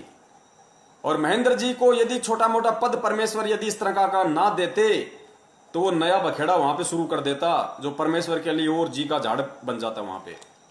इसलिए उसके मन की तृप्ति के लिए, उसके पाखंडवाद को बढ़ावा ना मिले, उसके मन की तृप्ति हो जाए, वो थोड़ा सा न्यूट्रल हो जाए, निष्क्रिय हो जाए, इसलिए उसको अन्य भक्तों से बढ़कर मान सम्मान जबरन दिया गया वहां पे। परमेश्वर अंतर्यामी है, परमात्मा को सब पता है कि कौन भगत क्या बखेड़ा खड़ा करेगा, संगत में कुसंगत कौन है, कब वो भगत संगत में बांस बन के खड़ा हो जाएगा, खुद भी जलेगा और दूसरों को भी जलाएगा। तो ये उन भगत भाइयों की शंका का निवारण हो गया होगा पुण्यात्माओं। और दूसरा पुण्यात्माओं, हम विचार करें इन सब बातों पे, जो भी हमारे भगत भाई बहन 8 सितंबर 2020 को भगवान का जन्मदिन मनाने जा रहे हैं। अब शर्म तो उनको नहीं आएगी, क्योंकि जब परमेश्वर बुद्धि देंगे तभी उनके समझ में आएगी, और बुद्धि देने में तो परमेश्वर ने कोई कमी छोड़ी नहीं। तो जाहिर सी बात है उनका कोई पिछला संस्कार ही कमजोर है, माड़ा है, जिस वजह से वो ज्ञान को आधार नहीं बना पा रहे। पुण्यात्माओं, विचार करो, विचार करो। हम जिस परमात्मा कबीर साहिब जी का, आप भूल जाओ संत रामपाल जी महाराज जी को। पुण्यात्माओं, हमारे लिए संत रामपाल जी महाराज जी को भूलने का मतलब, जो दास आपको बोलना चाह रहा है, उसका मतलब ये ना समझ लेना आप लोग कि अपने गुरुदेव को भूल जाओ। संत रामपाल जी महाराज जी एक जो ओवरकोट हैं, जो एक शरीर हैं, जो कबीर परमेश्वर ने उस शरीर को जो माध्यम बनाया है, दास उसकी बात कर रहा है। उसके अंदर जो आत्मराम है, जो हमारा कबीर परमात्मा है, जो सौद स्वरूपी राम है, तेज पुंज वाला है, मैं उसकी बात कर रहा हूं कि हमने उनको याद रखना है। वो केवल एक माध्यम बने हुए हैं वर्तमान में, ओवरकोट पहन के संत रामपाल जी महाराज जी के स्वरूप का। तो पुण्यात्माओं, हमारे लिए ठीक है, वो तो माध्यम वो बना के रखेंगे इस काल लोक के विधान के अनुसार। तो दास ये कहना चाह रहा था कि दास के घर में कबीर साहिब जी का जो फोटो हम मानते हैं कि ये परमात्मा का फोटो है, ये उनका चित्र है, नहीं पुण्यात्माओं। दास अपने घर में कबीर साहिब जी का जो दाढ़ी मूछ वाला फोटो वो नहीं रखता। दास अपने घर में केवल अपने परम पूज्य सतगुरु रामपाल जी महाराज जी का ही एक मात्र फोटो रखता है, अन्य किसी का फोटो नहीं रखता है। क्योंकि परमेश्वर कहते हैं कि एक कै साधे सब सदें और सब साधे सब जाए, माली सींचे मूल को फले फूले घाए। और एक आत्मा के दो पति नहीं हो सकते, नेवर कदापि। तो हमें एक में ही भाव रखना है, हमें एक में ही श्रद्धा रखनी है। यही संत रामपाल जी महाराज जी के रूप में जो साक्षात कबीर परमेश्वर बैठे हैं, वही हमारा पिता है, वही हमारा बाप है, वही हमारा पिता है, वही हमारा पति है। इसके अतिरिक्त हमने अन्य की कोई आस्था रखनी ही नहीं। अरे परमेश्वर के तो असंख्य रूप हैं। एक कबीर साहिब जी की फोटो हम क्यों लगाते हैं? मुनिंद्र ऋषि की लगाओ, करुणामय जी की लगाओ, केशव बंजारे की लगाओ, वो तो समस्त वेद के रूप में भी आए थे, वो तो गरीबदास जी महाराज जी के रूप में भी थे, वो तो ईसा मसीह के रूप में भी बाद में अपनी भगत की महिमा को बनाए रखने के लिए प्रकट हो गए थे। वो तो मंसूर का रूप धारण करके भी शहर में घूम रहे थे, हजारों मंसूर बन के। स्वयं साक्षात वो कबीर परमेश्वरी तो था। तो पुण्यात्माओं, हमने केवल वर्तमान में जिससे हमारा बेड़ा पार होना है। पुण्यात्माओं, जैसे गुरुदेव ने हजारों बार बताया कि भाई जिसको सेव खाने की इच्छा है, जिसको आम की भूख है, उसके सामने एक तो आम का चित्र रख दिया जाए और एक साक्षात आम रख दिया जाए, तो मूर्ख से मूर्ख आदमी भी, मंद बुद्धि से मंद बुद्धि प्राणी भी, जिसको भूख लगी होगी, पुण्यात्माओं, वो चित्र को नहीं उठाएगा, वो देखे भी नहींगा उस चित्र की तरफ। वो तो उस आम को उठाएगा तुरंत और छील छाल के तुरंत खा लेगा अपनी भूख मिटाने के लिए। तो पुण्यात्माओं, आप और हम पुण्यात्माओं को भक्ति की भूख है, भक्ति की भूख, हमें सतलोक जाना है। और हमारा आम, जीता जागता आम वक्त गुरु संत रामपाल जी महाराज जी है, जिससे हमारी वो प्यास मिटेगी, वो भक्ति की भूख मिटेगी। उस चित्र से नहीं मिटेगी। वो चित्र ना आज हमें सत्संग सुना सकता, वो चित्र ना आज हमारी शंकाओं का निवारण कर सकता, वो चित्र ना हमें लाभ दे सकता, वो चित्र ना हमारा कोई मार्ग दर्शन कर सकता, वो चित्र ना हमें कोई आशीर्वाद दे सकता, और ना उस चित्र से हमारा कोई काम सर सकता। तो उस चित्र का हमारे जीवन में क्या यूज? कोई यूज नहीं है। उस चित्र का यूज केवल संत रामपाल जी महाराज जी के लिए था, कबीर को भगवान साबित करने के लिए, आप और हमारे से, जगत वालों से देवी देवताओं की भक्ति छुड़वाने के लिए, हटवाने के लिए। उनकी मजबूरी थी, उनको वो चित्र आधार बनाना था कि परमात्मा कबीर जी हैं जो 650 साल पहले आए थे। उसके अलावा उस चित्र का आप और हमारे जीवन में वर्तमान में कोई महत्व नहीं, कोई औचित्य नहीं है। यदि हमारे जीवन में कोई महत्व है तो केवल कबीर साहिब जी की वास्तविक फोटो, जो आज संत रामपाल जी महाराज जी के रूप में वो हैं, उनसे हमारे पाप कटेंगे।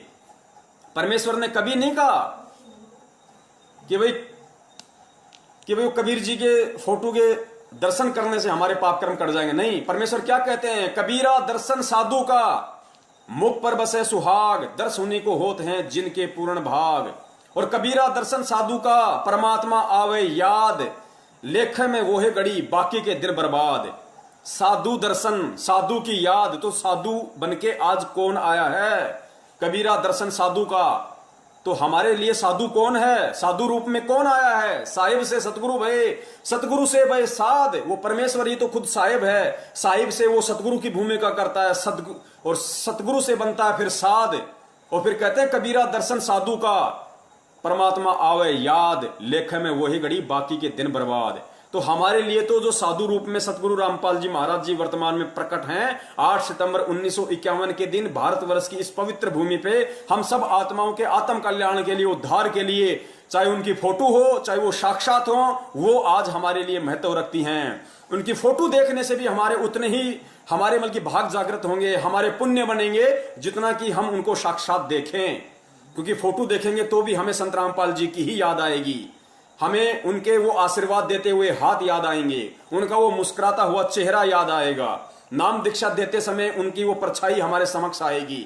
तो पुण्यात्माओं, हमें साधु रूप में कबीर साहिब जी जो प्रकट हैं वर्तमान में संत रामपाल जी महाराज जी के रूप में, चाहे वो साक्षात हो चाहे उनकी फोटो हो, वही हमारे लिए पूजनीय है, वही हमारे लिए आदरणीय है, वही हमारे लिए सम्माननीय है। अन्य किसी की फोटो हमारे लिए कोई महत्व नहीं रखती है। उस फोटो का महत्व केवल दुनिया को, कबीर को भगवान साबित करने के लिए संत रामपाल जी महाराज जी के लिए था, आप और हमारे लिए नहीं। क्योंकि आज हमें यह समझ में आ जाना चाहिए कि कबीर जी की फोटो के आधार से कबीर जी को भगवान साबित करने वाला कौन हो सकता है? अरे कबीर को भगवान कौन साबित कर सकता है? कबीर को खुद ही कबीर साबित कर सकता है। अन्य 2 कौड़ी के जीव की औकात नहीं, जिनकी बुद्धि ब्रह्मा विष्णु महेश से ऊपर नहीं है। गीता जी में गुरुदेव ने बताया कि ब्रह्मा विष्णु महेश की पूजा करने वाले को काल भगवान ने 5 गालियां दी हैं कि अर्जुन ये राक्षस प्रवृत्ति के लोग पता नहीं क्या क्या गालियां जो परमेश्वर हमें जो सुनाते हैं कि ये मंद बुद्धि, मनुष्य में नीच, ये मुझे भी भगवान नहीं मानते। काल भगवान कह रहा है कि मुझे भी परमात्मा नहीं मानते। ये ब्रह्मा विष्णु महेश जो तीनों गुण हैं और इनके नीचे जो देवी देवता हैं उन्हीं को भगवान मान के बैठे हैं।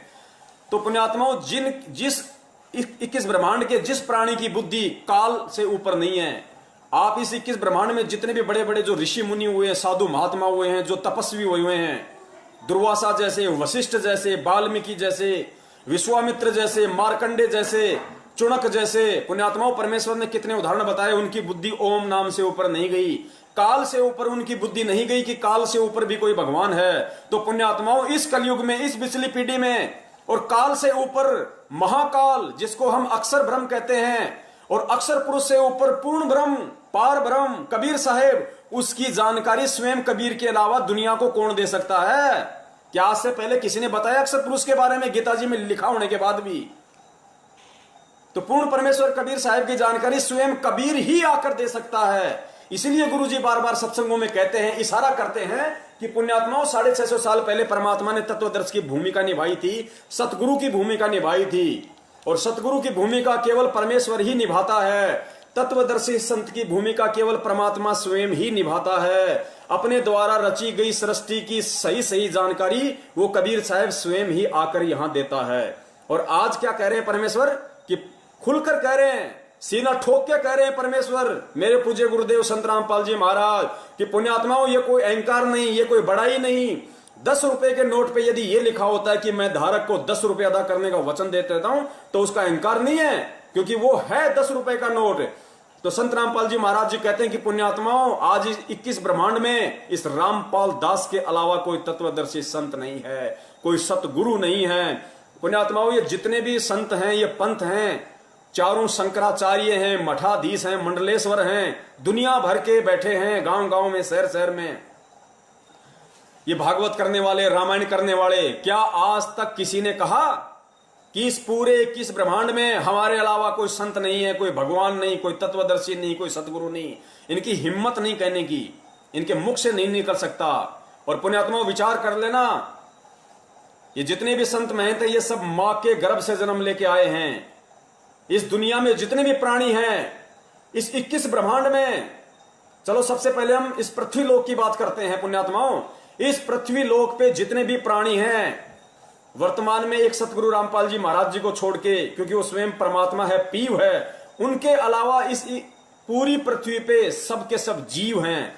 ये चाहे कितने ही बड़े बड़े महात्मा बने बैठे हों, शंकराचार्य बने बैठे हों, इनकी औकात नहीं कि अपने माँ बाप को उपदेश दे सकें, ये अपने माँ बाप से दंडवत प्रणाम करवा सकें, इनकी औकात नहीं है, क्योंकि ये जीव हैं, इनकी हैसियत हो ही नहीं सकती, इनकी बुद्धि वहां तक जा ही नहीं सकती, ये कर्म करने की इनके अंदर वो पावर आ ही नहीं सकती, इनके अंदर वो हौसला, वो विश्वास पैदा हो ही नहीं सकता। तो पुण्यात्माओं, इस पूरी पृथ्वी का ये इतिहास है, इस पूरी पृथ्वी का ये इतिहास है कि संत रामपाल जी महाराज जी के अलावा पुण्यात्माओं परमेश्वर 650 साल पहले भी आए थे, लेकिन नीरू नीमा ने कभी उनको दंडवत नहीं किया, क्योंकि गुरुजी ने बताया कि वो कभी उनको परमात्मा नहीं मानते थे।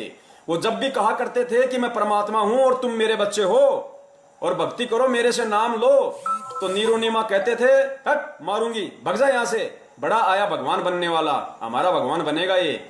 तो पुण्यात्माओं, यही स्थिति आदरणीय गरीबदास जी महाराज जी के साथ में थी। तो पुण्यात्माओं, आज संत रामपाल जी महाराज जी ही वो अकेले एकमात्र इकलौते संत हैं पूरे विश्व में जिनके माता पिता उनको दंडवत प्रणाम आश्रम में किया करते थे। ये पहचान होती है पूर्ण परमेश्वर की, वरना एक 2 कौड़ी का जीव अपने माँ बाप से कभी दंडवत नहीं करवा सकता।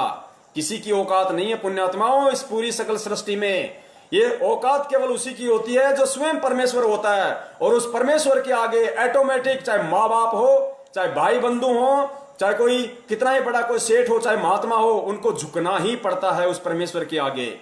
जैसे 5 पांडव और श्री कृष्ण महाभारत के बाद जब वो अश्वमेध यज्ञ कर रहे थे, तो श्री कृष्ण जी तो राजा था, युधिष्ठिर भी राजा था, 5 पांडव राजा के भाई थे, और सुपथ सुदर्शन रूप में एक वाल्मीकि जाति के रूप में परमेश्वर वहां झोपड़ी में वाल्मीकि की जगह, सुपथ की जगह जाके बैठ गए। श्री कृष्ण जी समेत 5 पांडवों ने दंडवत प्रणाम किया, क्योंकि परमेश्वर कहते हैं कि चुंबक के आगे लोहे की औकात नहीं है, उसको नीचा होना ही पड़ता है, उसको झुकना पड़ता ही पड़ता है।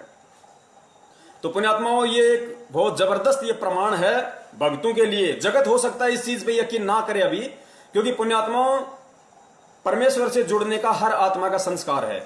देखो, हमारे परम पूज्य सतगुरुदेव जी 1994 से नाम दीक्षा दे रहे हैं। इस दास ने 12 अप्रैल 2013 को ही नाम दीक्षा क्यों ली? आप जैसे भगत भाइयों ने 2014 में, 2013 में, 2012 में, किसी ने 2000 में, किसी ने 2004 में ही नाम दीक्षा क्यों नहीं ली?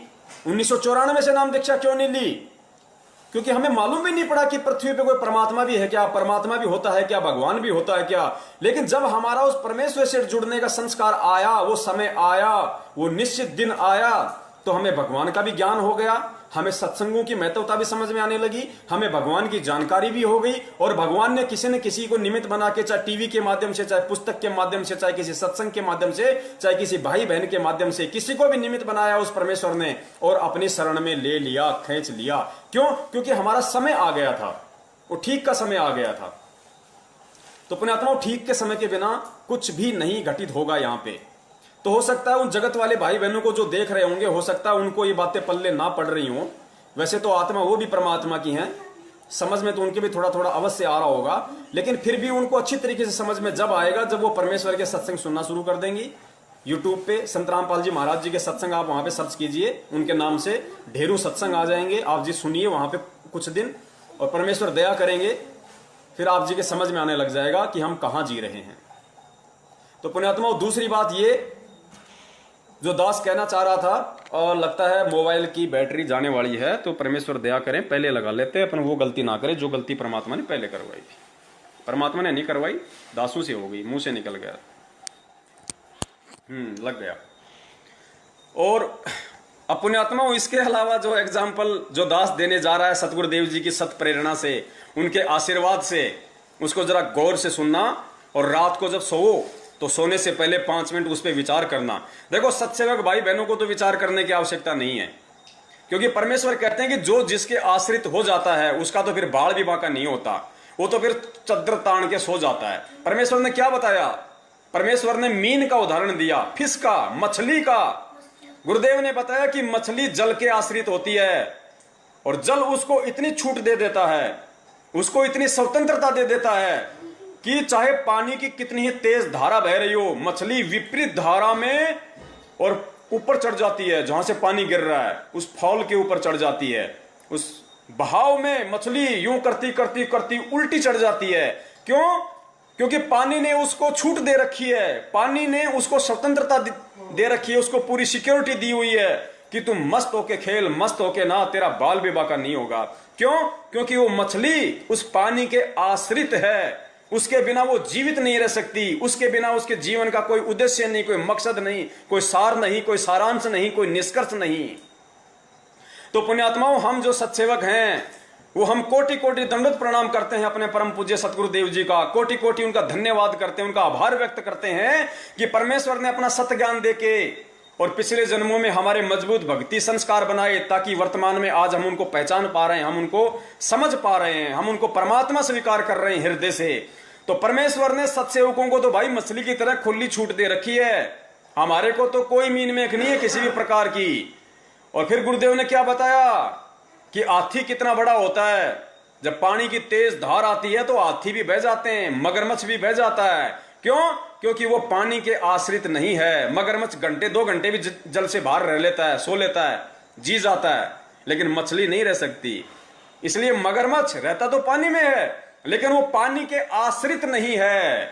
इसी प्रकार सतलोक आश्रम मैनेजमेंट हरियाणा और उनके पीछे लगे हुए लाखों की संख्या में हमारे जो भगत भाई बहन हैं, गुरुदेव ने क्या बताया उस लेटर में कि ये लोग समर्पित तो हैं, लेकिन आध्यात्मिक ज्ञान इनको संपूर्ण नहीं है, जिस कारण से इनकी श्रद्धा, इनके भाव मेरे अंदर नहीं बन रहे।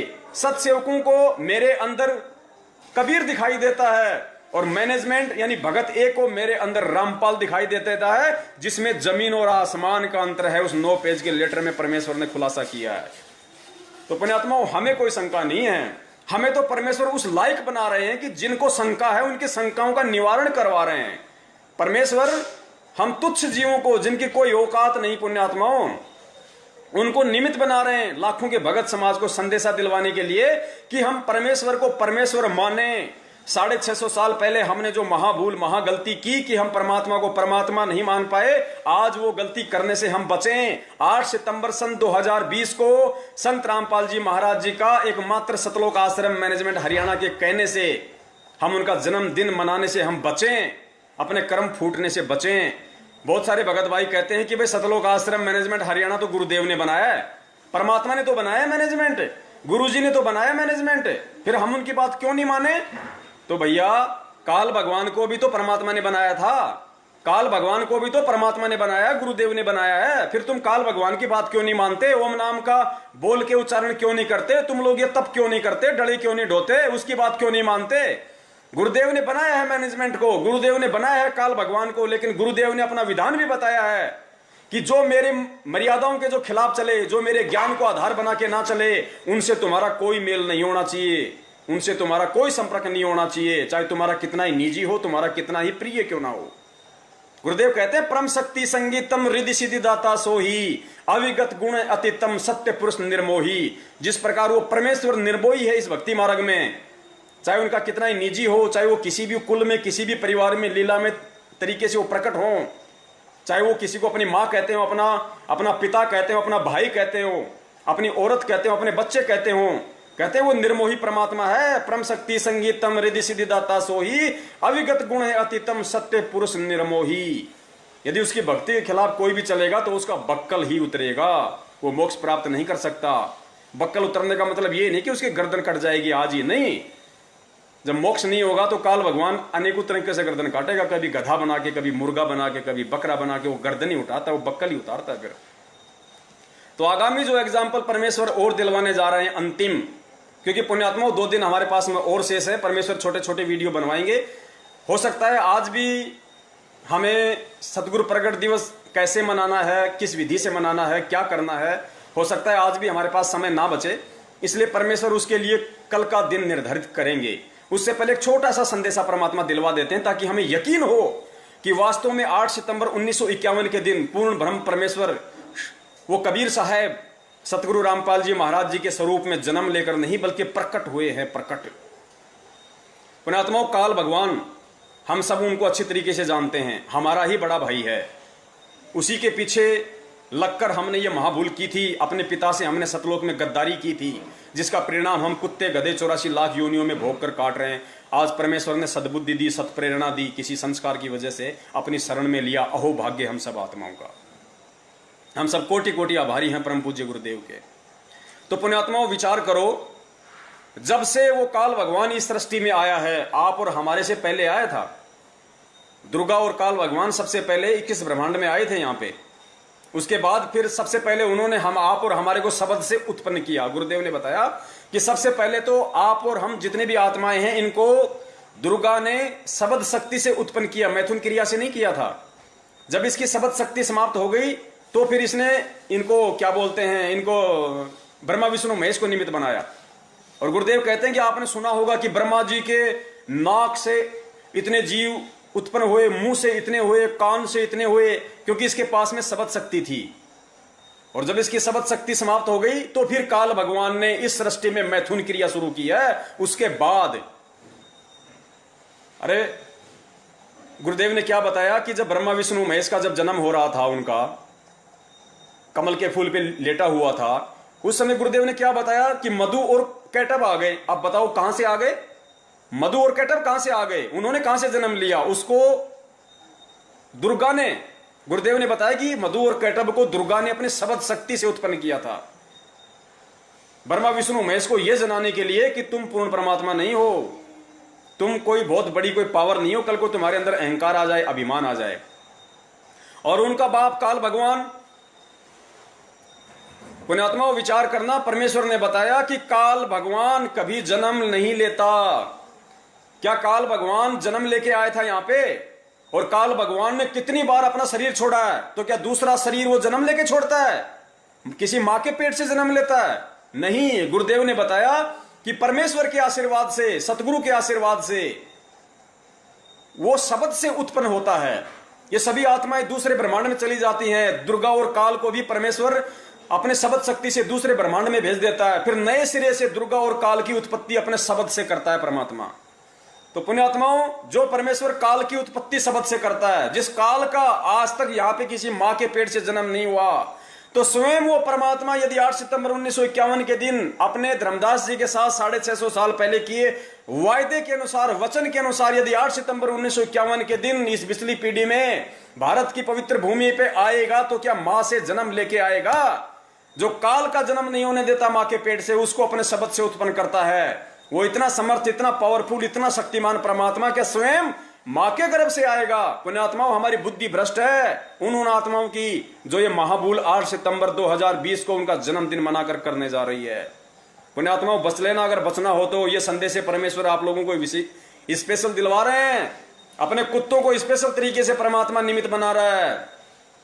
ये सौभाग्य नहीं मिलता। दास बार बार कहता है कि एक बाल पे 2 छक्के और जीवन में 2 मौके किसी परम सौभाग्यशाली व्यक्ति को मिलते हैं, आम व्यक्ति को नहीं मिलते। पुण्यात्माओं, विचार कर लेना इन सब बातों पे। 4 दिन से परमात्मा कुत्ते की तरह भगवा रहे हैं अपने दासों को। सिर्फ तुम्हें एक पवन दास दिखाई दे रहा है यूट्यूब पे, फेसबुक पे, व्हाट्सएप पे। नहीं, इस पवन दास की बिल्कुल भी औकात नहीं है। यदि मेरे सत्सेवक भगत भाई मुझे ये सबूत ना दें, यदि वो परमेश्वर के अनमोल जो सत्संग है, मेरी बहनें, मेरे भाई, वो यूट्यूब से गुरुजी के वो सत्संग सुनते हैं, एक एक शब्द को ध्यान से सुनते हैं, और जैसे ही परमात्मा उनको प्रेरणा करते हैं कि ये तो बड़ा अनमोल उदाहरण दिया है परम पूज्य गुरुदेव ने, उसकी तुरंत उसकी कटिंग कर लेते हैं, वो दास को भेजते हैं। फिर परमेश्वर दास को सद्बुद्धि दे देते हैं उस चीज को सही तरीके से व्याख्या करने की, उसका वर्णन करने की। अन्यथा पुण्यात्माओं, इस पवन दास की तो कुत्ते से, सूअर से बढ़ के भी औकात नहीं है। मेरे रिश्तेदार भी सुन रहे हैं इस वीडियो को, मेरे भाई बंधु भी सुन रहे हैं, मेरे गांव वाले भी सुन रहे हैं, सब सुन रहे हैं पुण्यात्माओं। और इस दास की औकात नहीं है तो नहीं है भाई। मुझे रिश्तेदार नहीं चाहिए, मुझे भाई बंधु नहीं चाहिए, मुझे वो बहनें नहीं चाहिए जो परमेश्वर के मार्ग में नहीं आ पा रही बार बार संदेशा देने के बाद भी। मुझे वो जीजा साली नहीं चाहिए जो बार बार संदेशा दिलवाने के बाद भी भगवान को नहीं समझ पा रही, नहीं आ रही। मुझे वो गांव वालों की कोई जरूरत नहीं है। मुझे जो परमेश्वर पृथ्वी पे आया हुआ है, उनको संदेशा भी चला गया, फिर भी वो मालिक के शरण में नहीं आ रहे। तो पुण्यात्माओं, इस दास की एक कुत्ते से बढ़ के औकात नहीं है। यदि मेरे भगत भाई बहन, सत्सेवक भगत भाई बहन, यदि मुझे वो सबूत उपलब्ध ना करवाएं तो इसमें किसी का कोई श्रेय नहीं है पुण्यात्माओं। और यदि श्रेय है तो सबसे बड़ा श्रेय केवल परम पूज्य सतगुरु रामपाल जी महाराज जी का है। और उसके बाद यदि किसी का श्रेय है तो मेरे सत्सेवक भगत भाई बहनों का है, और तीसरे नंबर पे इस कुत्ते का है। जो उनके बिना ये एक जुबान भी नहीं निकाल सकता यहां पे, यदि वो सबूत वो भाई बहन मुझे उपलब्ध ना करवाएं तो पुण्यात्माओं परमेश्वर दया करें। आज के लिए इतना ही काफी।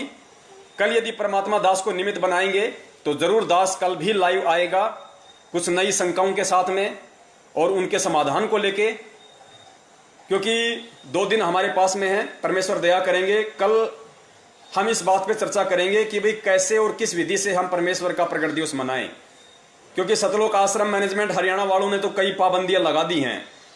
पुण्यात्माओं, हम जानवर नहीं हैं, हम गधे नहीं हैं। जिनको गधा बनना है ये ज्ञान लेके, जिनको जानवर बनना है वो बने। हमें डंडे के जोर से नहीं चलना कि हमें कोई छड़ी दिखाएगा तब हम इधर मुड़ेंगे, कोई छड़ी दिखाएगा तो इधर मुड़ेंगे, नहीं। डंडे के बल पे, डंडे के डर से वो चलते हैं जो गधे होते हैं, जो जानवर होते हैं, जो मूर्ख प्राणी होते हैं। और वो लोग भूमिका निभा रहे हैं उस डंडे के इशारे से चलने की, जो सतलोक आश्रम मैनेजमेंट हरियाणा के पीछे लगे हुए हैं। अरे विचार करो पुण्यात्माओं, गुरु जी तुम्हें आदेशों का गुलाम नहीं बनाना चाहता। गुरु कभी नहीं चाहता कि मेरा बेटा, मेरा बच्चा मेरे आदेशों का गुलाम बने। गुरु का सबसे बड़ा आदेश उसका सत्संग है। तुम सुबह सुबह नित्य नियम करते हो, उसमें सारे आदेश ही तो हैं गुरुदेव के।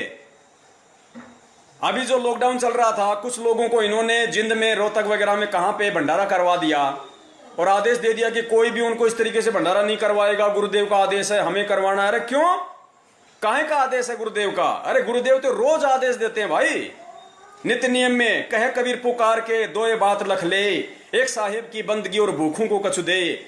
और लॉकडाउन में पुण्य आत्माएं, वो मजदूर, वो भूखे तो मर रहे थे बेचारे, और तुम लोगों ने आदेश निकाल दिया कि मैनेजमेंट के अलावा, सतलोक आश्रम मैनेजमेंट ने भिवानी आश्रम के अलावा उनको कोई भोजन नहीं कराएगा। कोई भी संगत वाला बिना सतलोक आश्रम के आदेश के, उनके उस पीले पर्चे के कोई भी किसी को भोजन नहीं कराएगा, कोई किसी को नहीं ठहराएगा। क्यों? तुम्हारे बाप के गुलाम है क्या? तुम्हारा बाप तो काल है, हम काल के गुलाम नहीं भाई, हम तो परमेश्वर के गुलाम हैं। और परमेश्वर का गुलाम वो होता है जो उनके सत्संगों का गुलाम होता है, उनके ज्ञान का गुलाम होता है। तो परमेश्वर हमें ज्ञान आधारी आत्मा बनाने आए हैं भैया।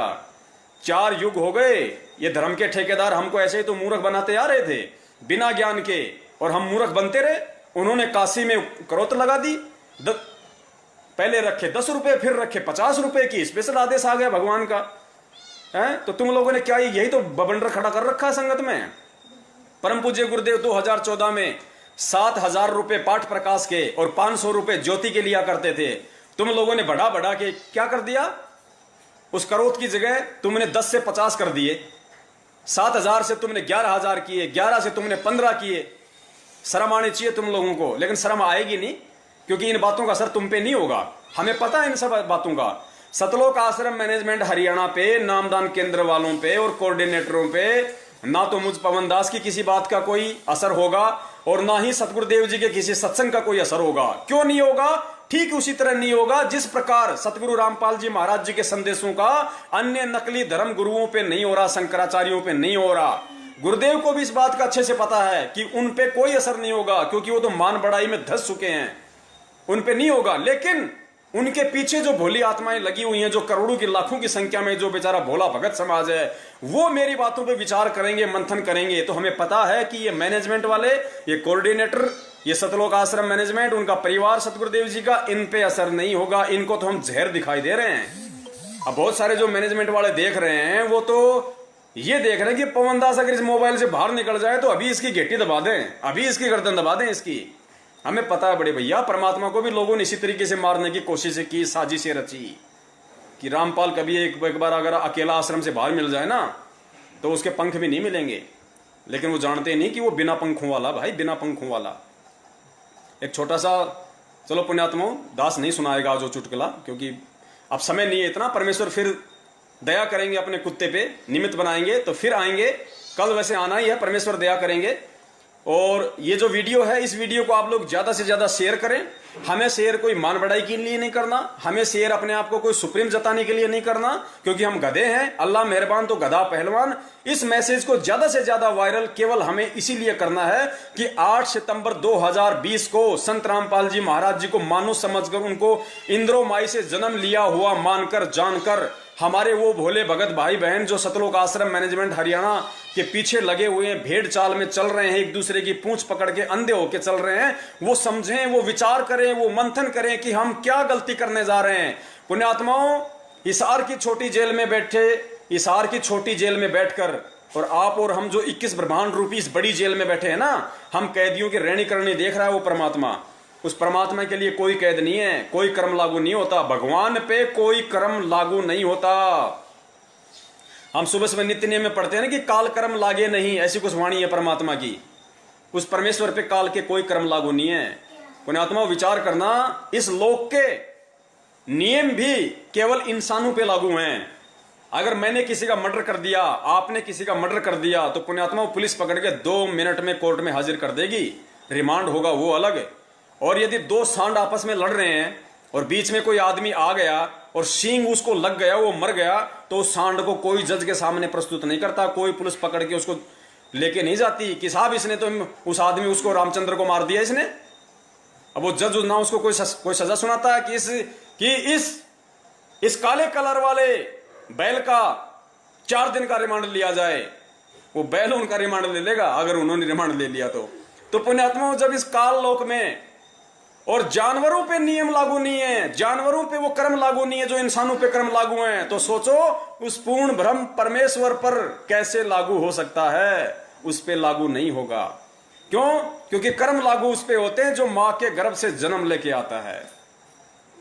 तो बंदी छोड़ सतगुरु रामपाल जी महाराज जी की जय हो। सभी पुण्यात्माओं तक तो ज्यादा से ज्यादा ये शेयर करें, और जो भी नए भगत भाई बहन हैं उनकी कोई भी शंका हो तो वो शंकाएं परमेश्वर के दया से हम कल उनका समाधान करेंगे, क्योंकि कल ज्यादातर समय हम इसी बात पे निकालेंगे कि जो कमेंट्स आ रहे हैं, आज भी बहुत सारे भगत भाई बहन हैं जिनके वो कमेंट्स आ रहे थे, लेकिन दास उन पे ध्यान नहीं दे पा रहा पुण्यात्माओं, क्योंकि परमेश्वर ने जो दिमाग में डाउनलोड कर रखा है, जो फीड कर रखा है पुण्यात्माओं, यकीन मानना जो दास हाथ से लिख के बैठता है उस पर तो चर्चा ही नहीं होती, उससे तो खाली शुरुआत होती है। बाकी तो परमात्मा पता नहीं आगे से आगे क्या कुछ दिमाग में रील चलाते रहते हैं कि बेटा तुझे ये बोलना, तू ये बोल, तू ये बोल। कहते हैं ना, गरीब दास हर रूप में तू ही बोलनहार।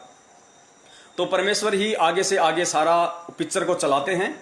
लेकिन फिर भी हम कल परमेश्वर से अरदास करेंगे, हम विनती करेंगे अपने पूर्ण ब्रह्म से कि हमारे भगत भाई बहन जो कमेंट्स में अपने जो शंकाएं जाहिर करते हैं, हो सके तो हम उनका भी समाधान करें, क्योंकि परमेश्वर ने हमें ये आदेश दे रखा है। जब हम नाम दीक्षा लेते हैं तो सत्संगों में भी कई बार सतगुरुदेव जी कहते हैं कि भाई देखो, हर बार हर सत्संग का जिक्र मैं यहाँ सत्संग में नहीं कर सकता, और आप लोग भी हर सत्संग को अटेंड नहीं कर सकते हो। इसलिए जो भी शंका होती है, आप अन्य जो भगत हैं, जो पुराने भगत हैं, आप उनके संपर्क में रहो, उनसे भी आप इन बातों को पूछ सकते हो। तो परमेश्वर दया करें, उसी आदेश को, उसी अधिकार को काम में लेते हुए, वरना हमारी तो कोई औकात नहीं है किसी की शंकाओं का समाधान करने की, लेकिन परमेश्वर के उस सत्संग रूपी आदेश के अनुसार हम उसका यूज करते हुए कल हो सकता है हम जो कमेंट्स में कुछ भगत भाइयों की जो शंकाएं होंगी उनका परमेश्वर निवारण करवाएंगे। तो बंदी छोड़ सतगुरु रामपाल जी महाराज की जय हो। सत साहेब।